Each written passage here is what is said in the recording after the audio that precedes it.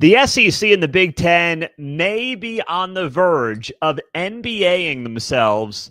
And as a Big 12 fan, I'm here for it, and you should be as well. Welcome in. I'm Pete Mundo. We are Heartland College Sports, where we cover the Big 12 Conference. And we're glad you're here. And we'd be extra glad if you make sure that you are subscribed to the channel on Apple Podcasts, Spotify, or, of course, right now on YouTube. Hit that like button on the video as well. We're glad you're here. So what do I mean by that? The SEC could end up NBAing itself. Well, the NBA regular season stinks. The playoffs are going on right now, and the playoffs are actually pretty good. They've been pretty good this season. The ratings are up, but it doesn't matter when it comes to the regular season. Nobody cares about the NBA regular season. And the SEC's greed and the Big Ten's greed might end up in a situation where they NBA themselves with a worthless regular season. So right now there's all this discussion about a college football playoff expansion and what that could end up looking like, right? We've talked about it over the last couple of weeks. Well, what the Big Ten and the SEC want is 4 guaranteed bids. And then potentially at-large bids as well. They want 3 at-large bids, not for their conference, but just 3 overall at-large bids. 4 for the SEC, 4 for the Big Ten, 2 for the Big 12, 2 for the ACC. We know the story by now. But 3 at-large bids. You know and I know that the SEC wants 7 teams in a 16-team playoff. You know that, right? The Big Ten might be like, what about us? You're just along for the ride. The SEC wants 7 out of 16 teams in a college football playoff. They will do everything in their power to make that happen. And of course, the perks of that is you're more likely to have your conference win a national championship, which allows you to keep that propaganda train going. However, there is a world where the greed of the SEC, and to a lesser extent the Big Ten, results in their regular seasons being meaningless, hot garbage. And that would be a travesty, because what makes college football great has always been the regular season. The regular season for college football has always been the most valuable regular season in all of American sports. And if the SEC goes to 4 automatic bids to the playoff and is trying to get at least 2, if not 3 of the at-large bids, and you've got 6 to 7 SEC teams in this playoff, you will have destroyed your September, your October, and your November. And you might say, well, look at the rest of, major American sports. They've got playoffs bigger than that. In some cases, they do. Yeah. I mean, the NBA is at 16, NHL's at 16, and, you go down the list from there, 14 in the NFL, the whole deal, right? And you can say, well, some of them have hurt their regular season more than others. But here's the thing. College football is built on a strong regular season. The regular season has always been more compelling, even since the college football playoff went from 4 and then the 12. The regular season is what college football has always been about.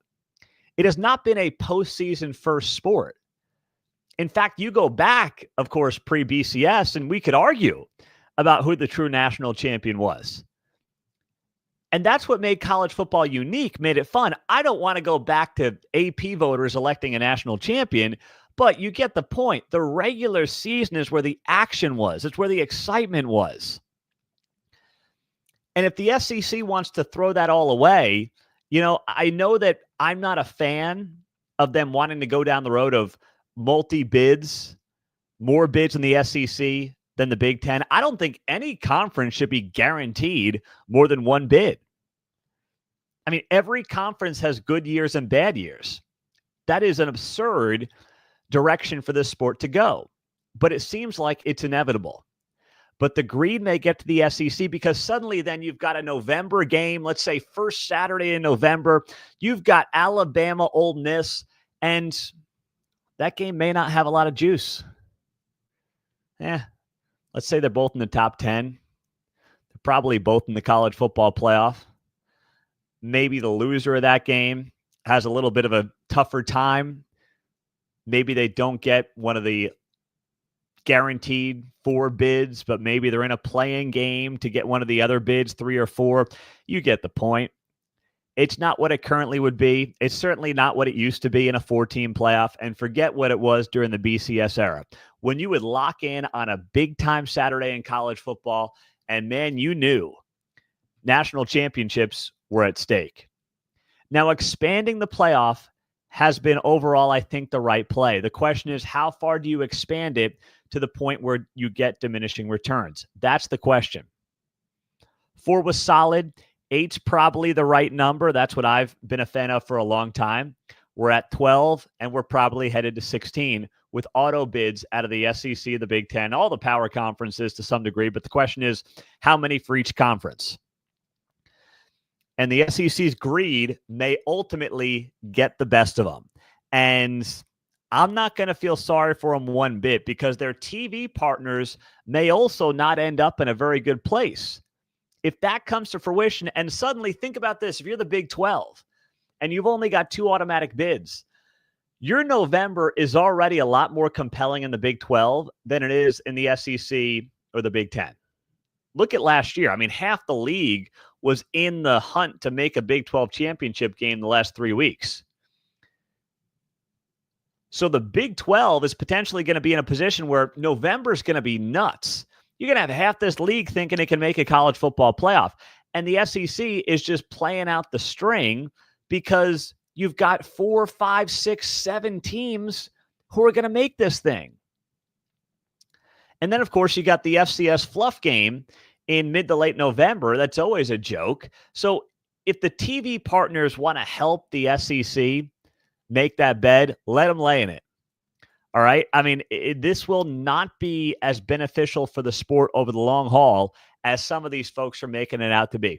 They're looking at it from a short-term financial perspective and a short-term national championship perspective. They are not looking at it from the long-term well-being and health of the sport. But that's something that has unfortunately been a trend for far too long.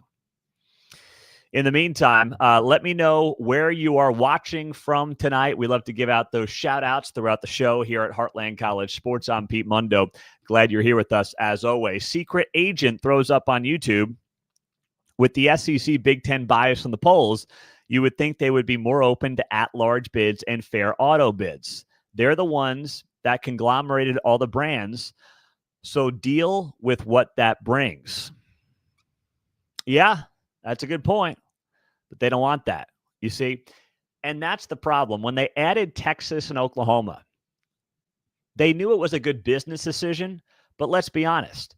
Texas came in as a top-tier team in the country. They finally turned things around after a 15-year hiatus from being national championship contenders. They come in, that bumps a couple of teams down a notch or two. It's just reality of the situation.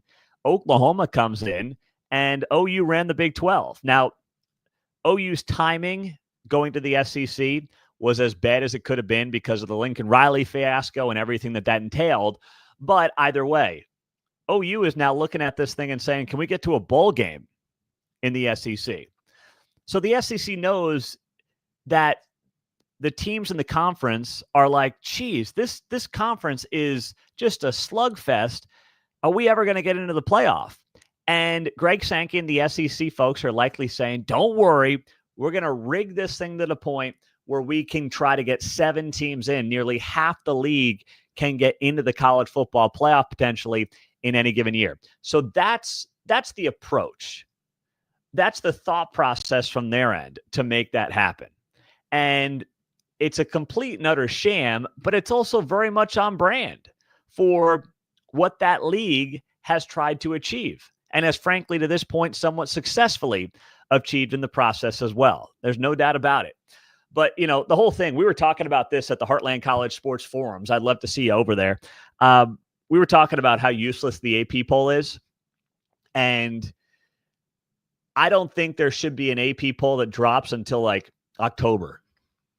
The idea that, especially in the transfer portal era, we have any idea on how to rank these teams. And yes, I'm going to raise my hand and say this is somebody who does, of course, rank teams and will be ranking teams and I will give you my best educated guess. I gave you my post-spring Big 12 football power rankings a couple of weeks ago. If you missed that, that's why you want to be subscribed on the podcast side if you ever miss a show. Same on the YouTube channel. But like, I get it. It's an educated guess. We're all doing it. That's the name of the game. It's one thing for me to do it on a radio, YouTube, podcast show. It's another thing for those rankings to have actual ramifications in the eyes of the college football playoff committee and who ends up getting in and getting a chance to potentially play for a national championship when all is said and done. So that was a conversation we were having up on the forums, and some of the guys on the forums are actually getting together. You know, we've got folks all over the country on the forums, and some of the guys in Salt Lake City are grabbing a beer, I think. Maybe not a beer, but they're grabbing a bite to eat this week. So I'm jealous. I'm in Kansas City, so I can't make it. But that's the kind of camaraderie we're building on the Heartland College Sports Forum. So make sure you go check us out there. They're free. It's just a great way to interact with fellow Big 12 fans. I'm Pete Mundo. So glad that you are here, as always, as a part of the show. So speaking of rankings, Josh Pate dropped his post-spring top 20. Josh was a guest on this show a couple of weeks back. Once again, you can go back and watch that if you want to on YouTube or on the podcast. And he put 2 Big 12 teams in his top 20. He put Arizona State at 13, and he put Texas Tech at 20. He didn't do a top 25. He did a top 20. And listen, I can't argue with it. Like, we have talked about post-spring top 25s for the last couple of weeks. And when it comes to the Big 12, there is no consensus. All right. I mean, we have seen some of the biggest names in the sport on 3 guys: Joel Klatt, Fox, Josh Pate. You can go down the list and look at post-spring top 20 or top 25s. And the consistent theme for the Big 12 is nobody knows how this league is going to play out. Everybody's got, the teams you would expect at the top. They've got Texas and Penn State and Ohio State and Oregon and Notre Dame, like all the usual suspects. When it comes to the Big 12, everybody's got something different. Pate's got Arizona State and Texas Tech in his top 20. I have no issue with that at all right now. You've seen other top 20s that have had BYU. They've had Kansas State. They've had Iowa State. You go up and down the list, and they have had different teams out of the Big 12. Some have had BYU in their top 20 or top 25. So you've just got differing opinions on this conference and how it's going to look this season. And that's what's going to make this potentially the most fascinating year. You thought last year was good, and last year was good. It came down to the wire. No one saw Arizona State coming. That won't be the case this year. But this year could top that. I mean, this year you're looking at a situation where you get to mid-November, and listen, half the fan bases think their team can win the Big 12 this year and should feel that way. Arizona State, Baylor, BYU, Iowa State, Kansas State, TCU, Texas Tech. That's 7 right there. If you want to stretch it, Utah may say if things work out just right for us at quarterback in the portal, we're back in the mix. Colorado, I mean, that's probably a stretch.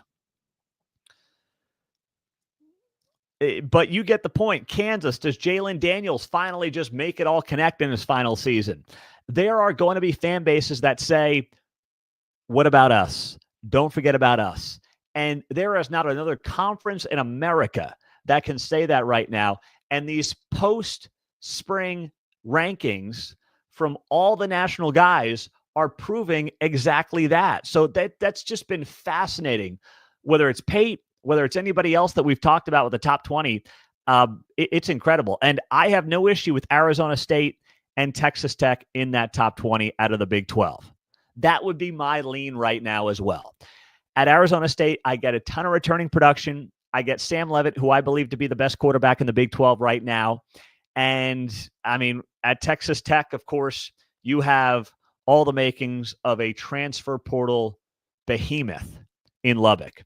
That's what you've potentially got there in Lubbock with the Red Raiders. My question surrounds the quarterback, Barron Morton, living up to the talent around him. And listen, Joey McGuire has done things that have not been done at Lubbock since the Mike Leach era. He has turned the program around, but now he's going to have a lot of pressure to win, and not just win, but win big. If Tech doesn't at least get to the Big 12 championship game, the season will have been a bust for the Red Raiders. There's no doubt about it. With the amount of talent and the amount of money that's been spent on this roster, I don't know if the $40 million estimations are accurate or not. Only a couple of people know that. But the reality is Tech went all in on this season and this fall. And if they are not playing for a chance to get to a college football playoff in December in Jerry World inside AT&T Stadium, then this season will have been a bust in Lubbock. Those are the expectations. And frankly, that's where the expectations should be right now with that program. Now, speaking of our buddy Josh Pate, he also made some waves on social media when he called Arizona State America's team. America's college football team is what he officially dubbed Arizona State. And, I think even in the Big 12, you guys tell me right now, if you were to just say, who's the team that isn't your team in the Big 12 that you kind of just root for, that you're cool with them winning? Wouldn't it make sense for that to be Arizona State? I don't think, unless you're an Arizona fan and you have that natural rivalry, you don't hate Arizona State. Kenny Dillingham's young, alum, fun-loving, energetic. Nothing really to hate about Arizona State. So if you're looking up and down this conference, you're going to say Baylor, BYU, you're always going to have some beef with the religious institutions. I'm not saying it's right. It's not right. It's a fact, though. And those of you who are alums know that. So you can't have the religious institutions as one of those teams that everybody embraces. Very, very rare that that's the case. Outside of that, Colorado, Deion, not going to happen. I would have Iowa State fairly high up that list of college football's, America's team. Matt Campbell, easy to root for. Ames, Iowa, middle America. What's not to like? I'd have them on that list as well. KU's never going to be on there just because of the basketball program. K-State's they've been good. They're always there. They have natural rivalries. So they're kind of in that second tier, but not going to happen. Oklahoma State, Mike Gundy's fun, mildly controversial for some, no way. TCU, we talked about that earlier. Texas Tech, just being in Texas hurts Texas Tech, right? There are teams and fan bases that are just not going to like Texas Tech because they don't like college football programs in the state of Texas. And while Texas Tech is not Texas, it's not Texas A&M, there are going to be people that just say, big-time college football in Texas, I can't like it. I just can't.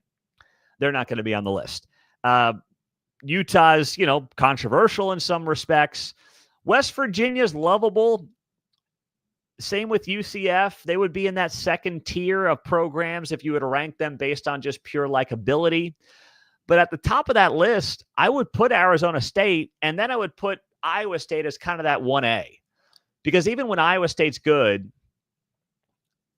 most people don't hate them. Unless you're a K-State fan, probably, maybe a KU fan to a lesser extent, you don't really look at Iowa State and say, I can't stand those guys. Not many people feel that way. And it's the same thing for Arizona State. They're building programs. They're mostly doing it the right way. And it is a lot of fun to watch. So Josh Pate giving the edge to Arizona State as college football's or America's college football team. And the other thing he noted here is that it can't be an SEC or Big Ten team. You can't be in one of those conferences and be America's team because you just don't have any likability. And he's right about that. You don't. I mean, you're hated by basically everybody outside of those conferences and most people inside of those conferences as well. So that's where Arizona State is a very natural fit to be that America's team, as was dubbed by Josh Pate this week. Very, very well done. In the meantime, this was something that stood out to me Rich Rodriguez, West Virginia head coach, talking about turnover, talking about college football, saying it is the NFL on steroids. He said it recently on a podcast with Reese Davis and Pete Thamel. And he's right. It's why we need those guardrails. We've talked about this ad nauseum. But one thing I will add to the equation here as well is that we may be entering an era where college football coaches are just churn and burn. The days of seeing these guys in their respective jobs for decades was already dwindling. The stress, the money, the responsibility, it is now at an 11 out of 10. It is unsustainable until the model gets fixed. You just are not going to see, besides the fact that fan bases get antsy and ADs and programs get antsy, you're not going to see an era where you've got guys coaching for even 10 years is going to be a lifetime at these programs going forward. Just is. They're going to make a lot of money doing it. They'll make enough money to never have to work another day again in their lives. They'll be handsomely rewarded. But the idea that guys are going to do this for 15, 20, 25, 30 years, like some of the longtime greats, no way. Those days are over. You can hire more staff, more coaches, have a GM. This job is 24/7, 365. You are recruiting your own guys in the middle of the season. It's insane. It's ridiculous. The sport needs to be fixed. But until it does, I mean, these guys are just, you're getting years taken off your life here doing this. Now, I'm not saying feel sorry for them. They're making $5 to $10 million a year. So I'm not saying you got to cry yourself to sleep tonight on behalf of college football coaches at the Power 4 level. Please don't do that. Don't. I promise you, it's not worth it. But I will just say that we are entering an era until something changes where it will be rare to see a coach hanging around for a long period of time. You look around the Big 12, I mean, Matt Campbell is going to be rare. Kalani Sitake, unique situation, obviously, with BYU, probably going to be pretty rare. We'll see what happens. Mike Gundy, been there almost 2 decades now. But listen, he's got to hit this year after going 0-9 in last year. If not, there's going to be some people wondering if Mike Gundy can keep up with the state of college football. So you look around the Big 12, Kyle Whittingham, couple of decades, right? These are all guys, at least Gundy and Whittingham, who have been there as long as anybody in all of college football. But that is not going to be the way that this sport trends in the years to come. No way, no how. Let me get to some of your comments here. Okie Light commenting, as an Oklahoma State fan, I want to see the Dust Bowl rivalry become a thing. That is Oklahoma State and Texas Tech. One of the many mistakes made by the schedule makers is not having that one as a protected rivalry. I know it's not really a rivalry, but in a league that doesn't have a lot of true rivals, you got to try to manufacture them. And Tech Oklahoma State had the potential to be that kind of a rivalry that just built over time. They had longtime Big 12 ties. They did play some great games over the years. A lot of those like 48-45 kind of games, I feel like was always being played between Oklahoma State and Texas Tech. Always a lot of fun, always high scoring, late at night, weird games in Lubbock or Stillwater. That is one of those games that I know you can't protect every, but I would have protected that game between Tech and Oklahoma State. And I don't believe either of those teams have a protected rivalry in the Big 12. There's only a couple of them. It's like BYU and Utah, Arizona State, KU, K-State. K-State, Iowa State was not protected. We got on them for that. I think TCU's Baylor is also protected. But that's about it. There's not a lot of protected rivalries in this conference. And it would be smart for the Big 12 to reevaluate that. You know, if you make a mistake, you just kind of move on and correct it. I wouldn't dig in your heels and say, oh, we got to have, you know, Oklahoma State, UCF. It's like, if you miss that game to maintain Oklahoma State, Texas Tech every year, do it. That's what makes sense. And that's what the Big 12's got to be thinking moving forward. If you are not yet subscribed, I would love to see you subscribe right now to the channel, podcast, or on Spotify, or of course on the YouTube channel. It helps us so much. And this show has grown tremendously year over year because of you subscribing, sharing the show, dropping a comment. So I know you probably think, hey, Pete, we've heard it, but it really makes a difference. And all of our stuff is free. All we ask is that you spread the word, share it, and do these little things that help us on all these, crazy tech websites that are out there. So thank you for doing that ahead of time. Really appreciate it. And same thing on the podcast, just a 5-star rating and review. We're taking your ideas for Heartland College sports merch. I will link to the merch shop. We got hoodies and everything else that we've got here on the merch shop. Pretty cool stuff. But send us your merch ideas to Pete Mundo at heartlandcollegesports.com. Whatever it is about your team, the Big 12, trolling the SEC. And we will give the best idea some merch on the shop and get you a ton of free stuff off the shop. So just email me your Big 12 merch ideas to Pete Mundo at heartlandcollegesports.com. Thank you again, guys. We appreciate you. Go Big 12. We'll talk to you soon. Have a great day.